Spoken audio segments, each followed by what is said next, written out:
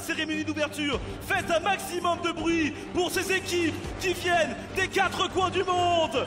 Pour, s'il vous plaît, les représentants de la Ligue nord-américaine, gagnant des Regional Qualifiers. S'il vous plaît, du bruit pour le 3e seed, du bruit pour les Cloud9!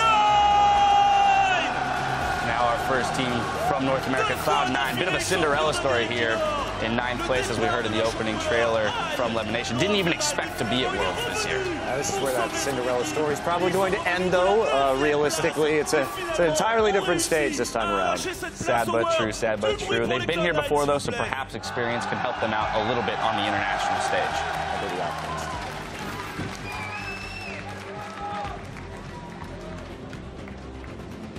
Et maintenant, l'équipe légendaire et la plus populaire d'Amérique du Nord, la seule à avoir disputé les 5 championnats du monde, Team Solomid! All eyes on Bjergsen here in this event, in my opinion. This team has, been consistently criticized as the team that is focused around the mid lane, and this is a stacked tournament when it comes to mid laners. Yeah, and I mean, I don't think it's a fault to really focus on your strengths, but they are going to have an otherworldly performance to really crack this extremely difficult group. I'm really excited to see what they bring because of all the teams that have scrimmed against TSM and keep saying these guys are good. Les gagnants du Summer Split, le site 1 de la région nord-américaine, s'il vous plaît, tapez du pied pour les Counter Logic Gaming! Now, I know this team was outspoken after winning at MSG that they wanted to put up the best possible showing here on the international stage. So you know that their minds are focused. They're set on performing well. We'll see if they can execute. High expectations, harder to fall. It's absolutely true. Hopefully that's not in the back of their minds, though. At least they have Xmithie now, so they can really show it all and be glad with their performance, whatever it is, because they know that they didn't play this stuff. Les 3 équipes d'Amérique du Nord, s'il vous plaît. Cloud9, TSM, Counter Logic Gaming, qui viennent de l'autre côté de l'Atlantique pour tenter d'arracher la Coupe de l'Invocateur et la victoire finale. Du bruit, s'il vous plaît, encore Paris. There they are, 3 representatives from North America. We'll see if they can do us proud over here in the States. I think CLG will make it to the quarterfinals. I mean, with their group draw, it does seem that they're a pretty big favorite coming into this. There you have it, a little optimism from Monte Cristo on the desk. Just a little realism, that's the difference. Pro League, la LPL, la Chine avec le 3e seed, les quarts de finaliste des Worlds saison 2, Invictus Gaming! Whenever I take a look at the roster of IG, I just have no idea what to expect. That is what I like about them most. Well, what's funny, too, is in our prep for this entire event, Spawn felt the same way. As a caster of China, never certain what this team is going to pull out, and that could be an advantage here coming into the tournament with a few weeks in the dark here as the patches have changed. Maybe they'll pull something out that no one's seen before. Well, if this team miraculously...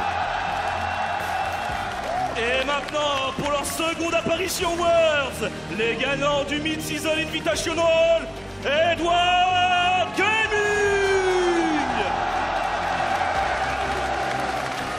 A lot of eyes on this team as they won the most recent international tournament at MSI, defeating SKT as well, but in a hard-fought 5-game series. And I really am looking at Amazing J. They've taken him and are using him as the starting top laner, at least at the beginning of this tournament. And can he step up in a very top lane stacked event? Et désormais, le site numéro 1 de la Chine, les champions du Summer Split de la LPL, l'équipe qui a fait tomber Edward Gaming, LQD Gaming!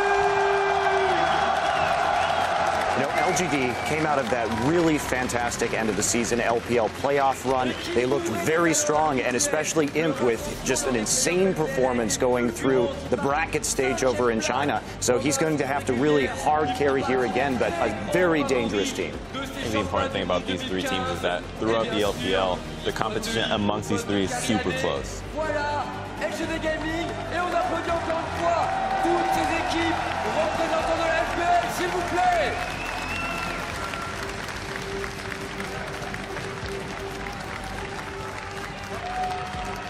Our 3 representatives from China You know, when you look at the top tournament, or teams in the tournament, rather, a lot of people have been pointing to this region being the strongest or deepest region of them all coming into the tournament, at least on paper. I would have to agree.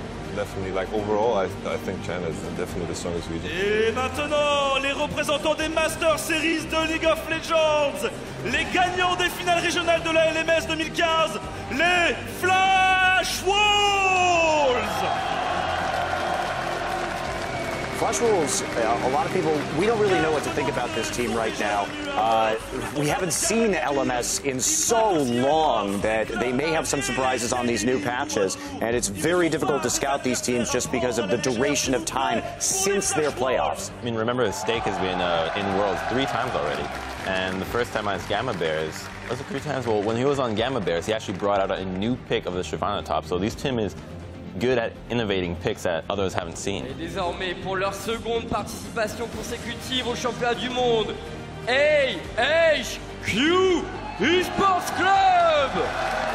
AHQ, a team that had a pretty impressive showing last year at Worlds. As an organization, of course, every time we see AHQ on the international stage, people point to that mid lane. Definitely all the eyes on Western, especially with the changes in mid lane. The Assassins are heavily favored right now. And Ziv, of course, we have to talk about him because he was the MVP of that season, this last summer season. So he's got a big role to fill in a top lane meta. I was going to say, you talked about the importance of the top lane. You're definitely going to have to look at him as well as Westdoor. Nous allons passer maintenant aux autres équipes. Il en reste encore tellement. Nous avons tellement de chance d'accueillir tout le monde. S'il vous plaît, pour les équipes de la LMS qui maintenant vont aller se préparer pour leur prochain match de la journée. S'il vous plaît, Paris.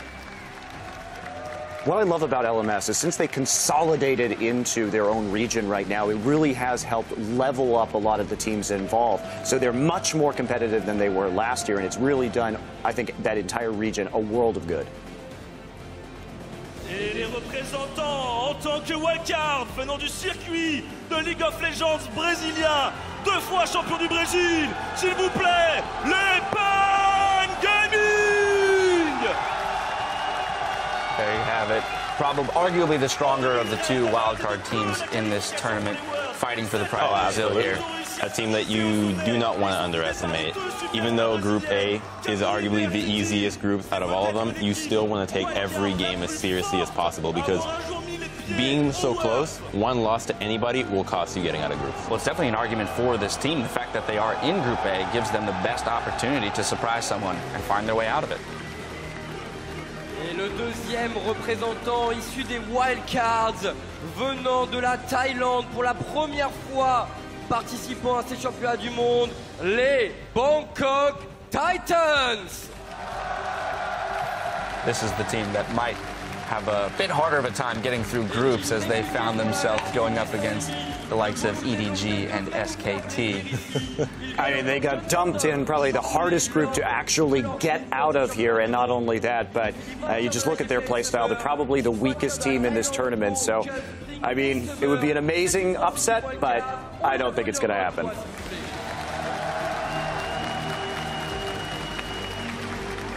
voilà, une dernière salve d'applaudissements pour les wildcards, pour qu'elles puissent créer la surprise dans ces Worlds et venir détrôner les géants, s'il vous plaît. Des applaudissements pour les wildcards.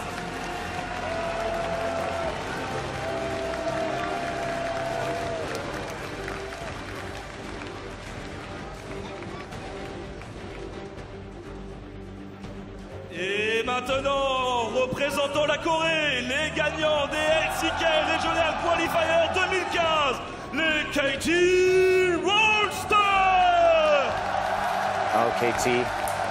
This is a team that really is a big threat in this tough Group D, but that said, sometimes they can drop games in very silly ways. If you give them a best-of series, I have a lot of faith in them, but best of 1, this is a team that could definitely get upset here. I still think they're going to make it out. For me, Sunday's the best top laner in the world. He's the guy to watch on this team.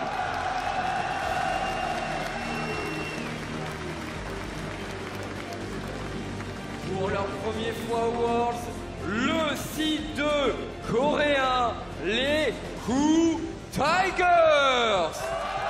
I don't think Cool Tigers is not a team you should underestimate. They've been in the past innovators, and this massive patch coming into Worlds is the perfect patch for them, I feel. Yeah, they are definitely going to have tricks up their sleeves. My question is, do they even have to use them in this group before the quarterfinals? Because I think they'll just breeze through Group A.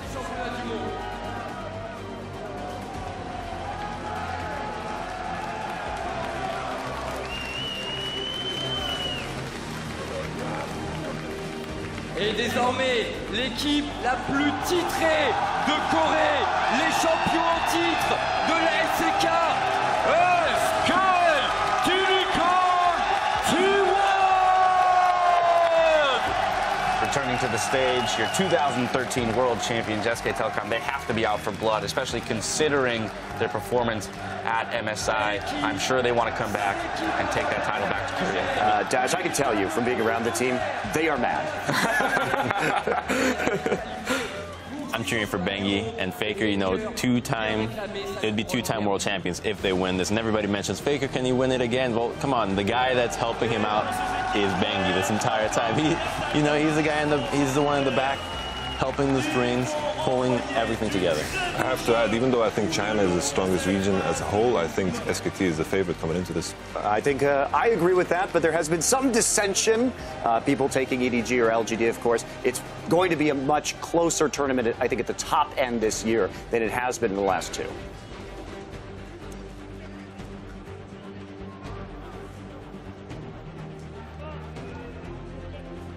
Et représentant la scène européenne, ceux que vous attendez tous pour leur première fois Worlds en tant que gagnants des Regional Qualifiers européennes, les Origins!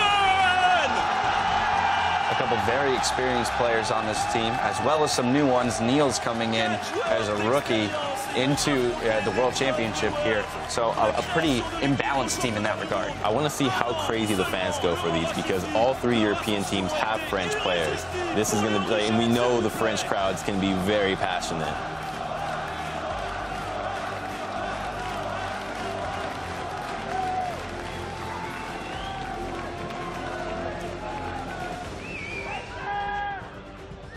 Désormais, pour leur grand début sur la scène internationale, le deuxième seed de l'Europe, H2K!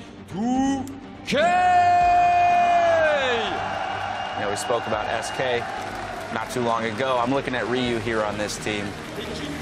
Yeah, I feel like, you know, when you hear H2K coming to the world stage and I think of SK and they're in the same group, you know, this is going to be a pretty fantastic showdown.